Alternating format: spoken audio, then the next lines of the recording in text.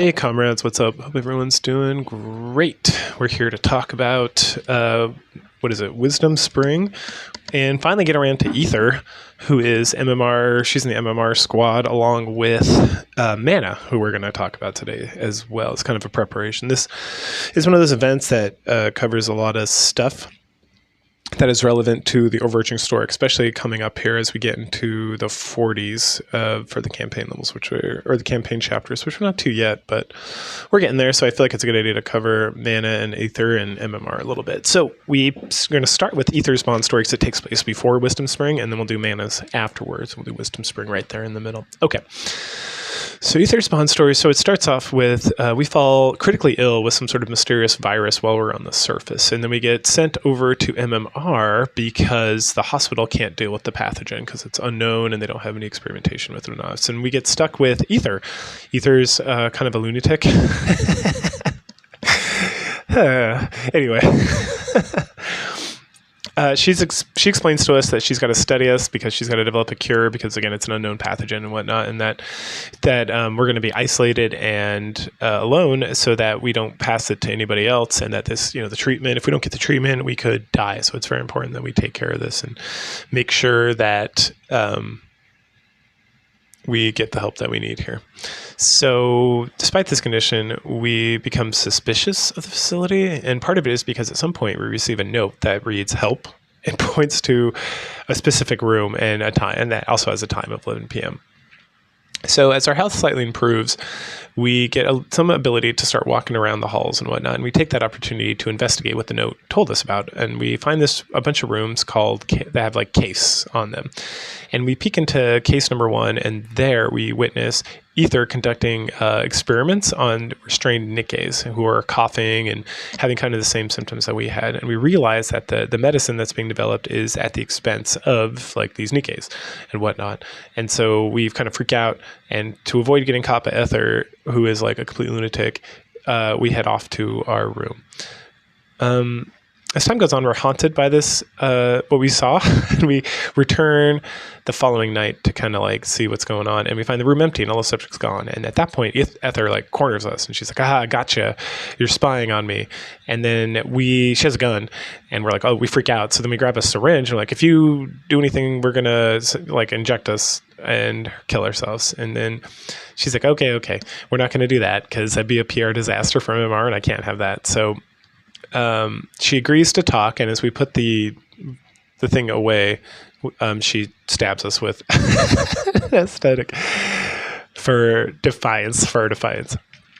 After we get up, she explains that the facility is like a necessary evil, that Nikkes are used as cheap, non-consenting test subjects so that the medicine can be refined, and so they can, they want to find and refine medicine before it gets to like human consumption, right? So like test animals or whatnot. And we get very concerned about this because we're like, what happens to the Nikkes after you do this stuff? And it's like, oh, we dispose of them, of course. And so we offer to use ourselves for the experimentation of the medication versus the Nikkes. And she laughs at us and everything about like how, oh, we're so idealistic and stuff like that and whatnot. And then she's like, all right, well, if you're willing to do it, let's do it. At that point, we go through, I think it was 7 days of like intense agony. We're almost dying. We're like in pain, sweats, the whole 9 yards. And all this is to ensure the safety of the Nikkes. And eventually we finally like survive and recover. And then at the end, Ether admits that the Nikkes she tells us that all the Nikkes were cured and released based on the experimentation that was done on us. She's still very skeptical about our quote-unquote righteous nature, and then warns us that the Ark is a dark place and there's dark realities and that sometimes sacrifice is needed. As we leave, she hands us a piece of paper, and then we find it's the other half of like the original note that just said help and the room number and whatever, and it's actually Ether orchestrated the whole thing because she wanted to do experimentations on us the whole time. Like the original note. Did I write down what it said? Oh, I didn't, but I think I have the bond story pulled up. Hold on. The original note said, what did it say? Number 7, you'll be my experimental subject, won't you? You're such a righteous person. PM 11, furthest to the right, case 1, help number 7, you'll be my experimental subject, won't you? You are such a righteous person. And so we realized that we, got tricked into volunteering to be her lab subject. And, It may be like a necessary evil, but still, it's kind of shady. All right, so time to get to Wisdom Spring here. So the event starts off and we wake up and we get like a nice like shot of Mana crouched over us, and we get some painty shot and everything, so superb, right? But for the story's sake, we have a headache and a loss of memory, and Mana's there, but we don't know exactly what she's doing there or why we're there, and we're like, where are we? And she's like, you're an MMR. And we're like, fuck, we're an MMR. Why are we here? And she's like, I don't know, why are you here? And we're like, we have no idea. And then we jump back 12 hours, and we're just hanging out with the counters in like the office, I don't know, fucking or having like a three-way or whatever we do. And we get a text from Mana. She has a new weapon from MMR they've developed specifically for us that she wants us to come get. And it's an appreciation for all the surface reclamations shit we've been doing. And this is one of those events, like I've done a lot of events that were just kind of like bullshitty, like random events like Biscuit and stuff. But this one is like canonical. So a lot of stuff we learn here is like explanation for things that we get in the main campaign coming up that is like good to kind of like see, right? Because when it comes up in the main game, the game like kind of assumes you've already seen this event. Okay. So okay, yeah, we'll come by. So we talk about this with the counters. They talk, and then they're like, oh, that's cool, blah, blah, blah. And then talk kind of slowly turns to the idea that it's like, they start talking about how we're like superhuman and how we're like not like other people and how like we've received so many injuries and like we just keep getting better. Like we're breaking legs, we're getting like stabbed in the stomach. We have like all this crazy shit happen, and it's just like very unusual and how like super strong we are and stuff. And then even Neon, who always is very blunt but 100% facts all the time, is like, yeah, you're like a superhuman. Like it doesn't make any sense why you would be this like so much better than all these other people. And it's like, yeah, that's true, fair. And so that's kind of funny. Let's see. Okay. So after we talk to them, fast recovery. Oh yeah, and then they talk about like, okay, so you're gonna get us weapons too, right? And we're like, no, I don't think there's any weapons for you guys. And then Neon's like, shucks. I was really hoping I'd get something too, like more firepower, yay. And it's like, no, it's just us, whatever. So we head over to MMR by ourselves, and immediately there's like no Mana anywhere. So we try texting her, no response whatsoever. And then we hear a voice. It's like, hello, number 7. And we're like, and of course it's Ether, right? That crazy bitch. So Ether's there. She's being creepy as usual and super cryptic as usual, and she tells us that she has not seen Mana anywhere. She has no idea why, she's not here.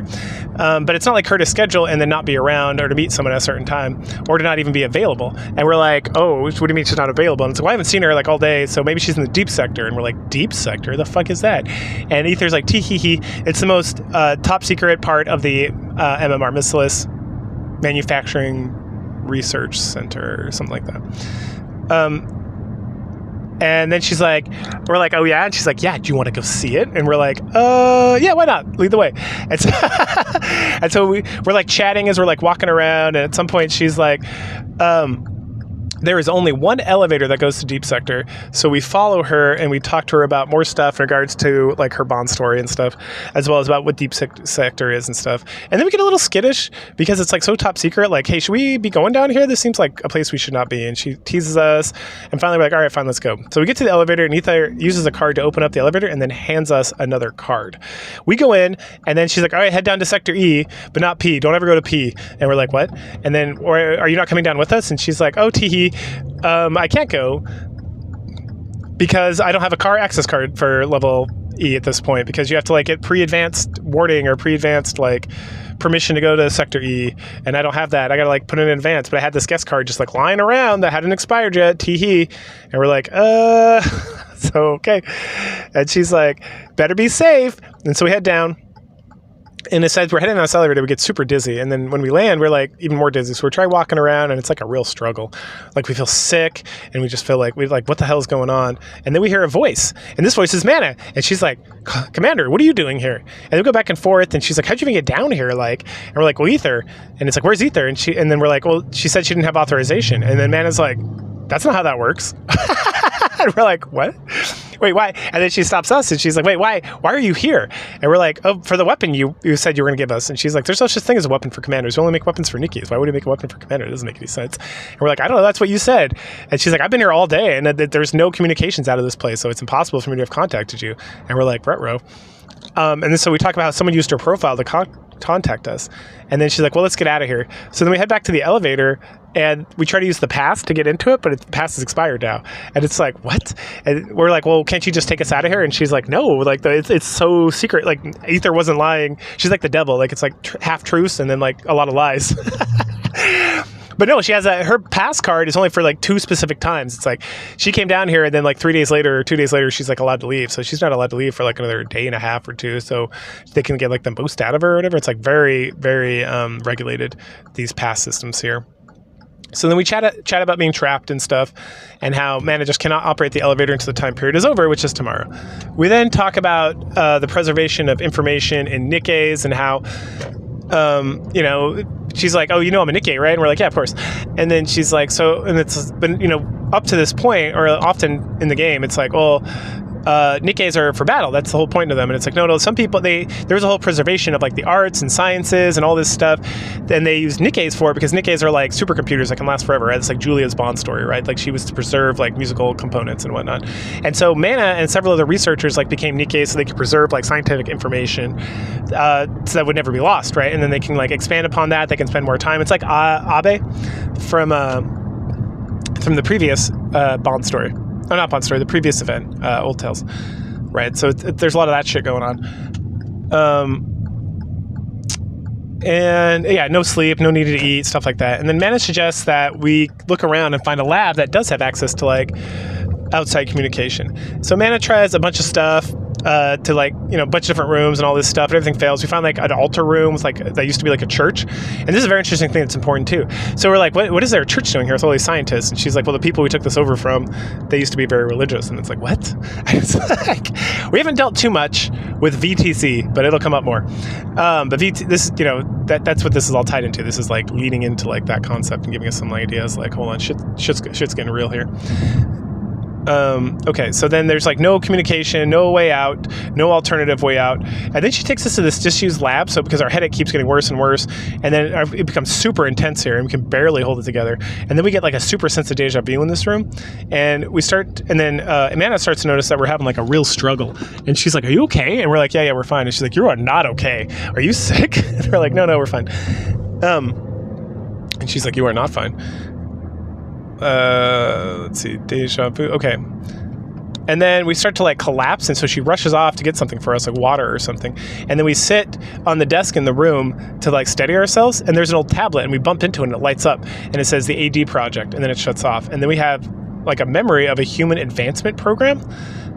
And we feel even worse, and we start to like actually pass out. And then we have a flashback, and it's like blub, blub, blub. So we're clearly in like a tank, like a research tank. And Mana and Ether are outside of the tank talking about a subject, and the subject is us, and about how is this going to be a success or not, and how there's been other failures, like all the others have been failures. So hopefully this time it'll be a success. We then come back to the present. Sorry, I'm trying to figure out like what I'm supposed to do here on the freeway. Okay. And we're like, Mana, what is this place?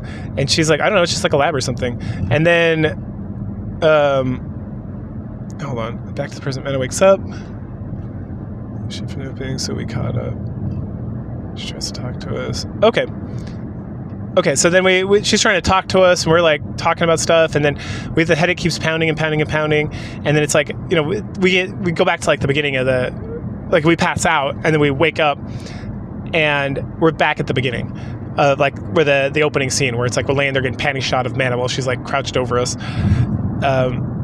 And it's like, she's like, who are you? And we're like, oh, we're the commander. She's like, where are you? And like, I don't know, where are we? And then we chat about that for a little bit, and then we like, then we remember the flashback, and so we call it a dream, but the flashback, and we tell her about it, and she's like, we need to get you out of here right now. And so we talk about more of the flashback, about the success, about her and Ether talking about it, and then we're like, Mana, have we met before? And then she gets super evasive, and so we keep asking questions about our strength, about our ability to recover, about being so like fucking strong and like superhuman essentially, and all that good stuff. And she keeps like dodging the question or whatnot, and then we like remember the little tablet that said Project AD, so we're reading that up, and then she gets like she's like stunned. She's like, And then she's like, I can't tell you anything about anything.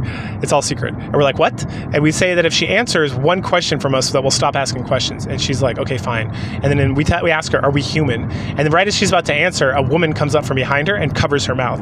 And she's like, no, that's enough of that. I was like, who the fuck is this lady? And this lady introduces herself. She's very coy and very like flirty. Her name is Jin.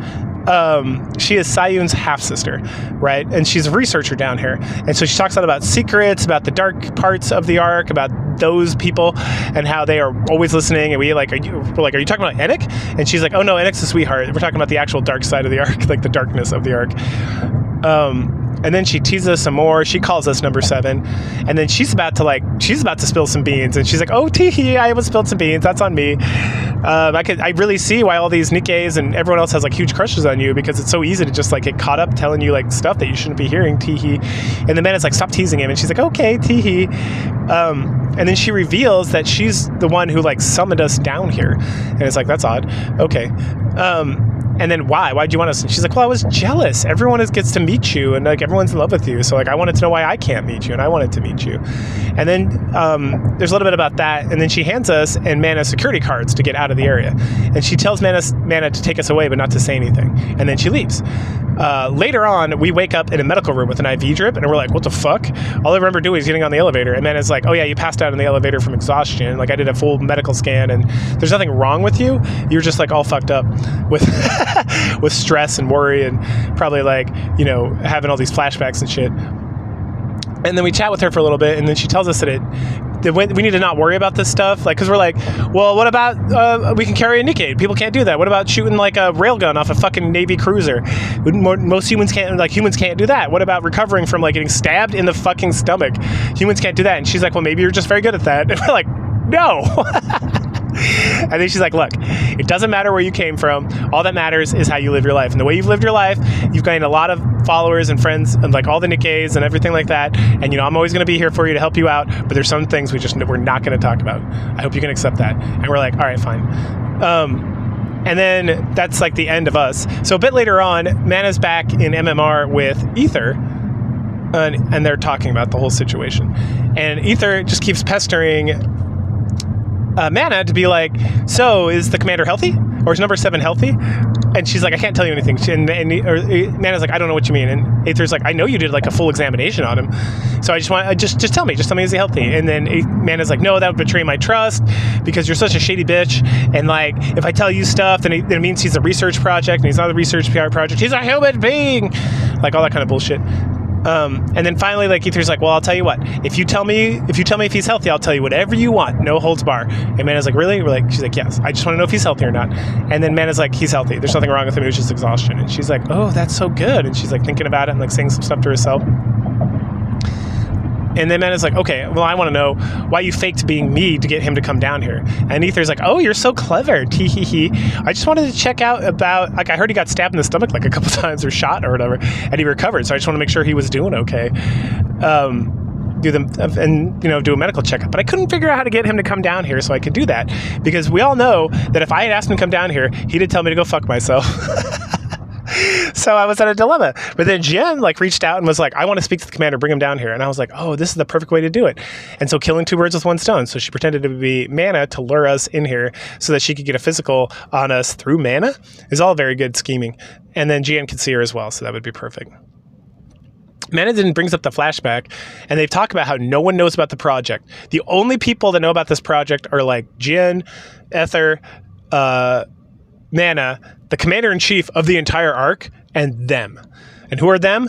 No idea. It could be the people who are with like D, the people the council that she reports to, maybe, but there's a them, and them knows. And then Mana starts giving Ether a hard time. She's like, you should stop calling him number 7. That's like, it's too much. Like, they're going to kill you. It's going to be trouble. And Ether's like, why would I do that? And she's like, why do you want to call him that? And he's like, because he's number 7. He survived. He didn't run away. He didn't die. Like, he's number 7. He's special. And so it reminds me of that. And then she's like, you need to stop worrying about me. I'm a professional. It'll be fine. And Mana's pretty skeptical, but then Ether like reminds her, it's like, hey, I've been calling him number 7 for years, and no one's ever done anything. Like, I know what I'm doing. Like, just back off. And she's like, okay, fine. And then they both talk about how they're like enamored with us, and that ends Wisdom Springs. The bond so next up, we'll have Manna's bond story. Nana's bond story is pretty straightforward. She is stressed out at work and she likes to drink. So we start off, she gives us a call. We get a cryptic message about coming to some trendy bar, and we're like, okay, Ether, ha ha ha, that's real funny. And then she calls us and she's like, no, it's me, I promise. I need to vent to you, come. And so we show up and she's getting hammered drunk with Eula and Brid, and to such a point where Privity and Diesel have to drag Brid and Eula away, which leaves us alone with Manna, of course. She's super intoxicated and she almost immediately just passes out right onto her chest. So we give Ether a call for like some help, and she's like, I'm busy, you figure it out, she'll sober up eventually. And then she reveals that Sayun's really been like railing into her, berating her and stuff like that. So she probably just snapped. Some of her self-control probably snapped because she was so overwhelmed with stress and whatnot. So we let Manna just kind of chill and take a nap. And eventually she wakes up like an hour later, I think. She's completely horrified by everything she's done, not being a professional, all that stuff. And then she starts ranting about Sayun and all the pressure she's in and everything like that. And, we're very like commiserate with that because Sayun's a total bitch. But, we talk about her stress and stuff. So we start to drink with her as the night goes on. We lose track of how many bottles we're drinking. She opens up about being isolated as a scientist, admitting that she has like no social circle except for Eula and Brid, who she drinks with on a weekly basis because they're also drunk. So which I didn't know Brid was such a drunk. We knew she drank coffee, but she then confesses that when she gets, at some point she was like super alone and had nowhere to go and had no way to like, get her frustrations out. But then she like discovered this bar and then discovered friends she could drink with. And so we tell her that she can always, rely on us to get her venting out and to talk about stuff. And that way she doesn't have to be so drunk all the time. And then we talk about the burdens of like the arc and all that stuff. At some point, Manna kind of reflects on time in her past when she felt so much crushing weight from being a Nikke and a scientist and everything she was doing that she almost just like gave up and didn't want to do anything anymore. And that finding this bar really was kind of like a savior for her because it gave her an outlet and gave us someone else, other people to talk to and kind of meet up with. And, it's this vulnerability is really... It's a nice part to see with her that she's kind of like letting up and opening up and sharing her stories and all that stuff. And so we end up drinking deep into the night, which causes us to have a huge hangover in the morning, which Rappy gives us a lot of shit for. In fact, I think if I remember correctly, we passed out at the bar. So after that lecture, we're like, oh yeah, we're not going to do it anymore. And then of course we get a message from Manna like shortly thereafter, and we go out to hang out with her. And it's like, no, it'll be fine. We'll just have one drink. But is it ever one drink? Is it ever just one drink? Anyway, that's it for Bond Story. So go ahead, like, share, subscribe, comment, and I'll catch you guys later. Bye.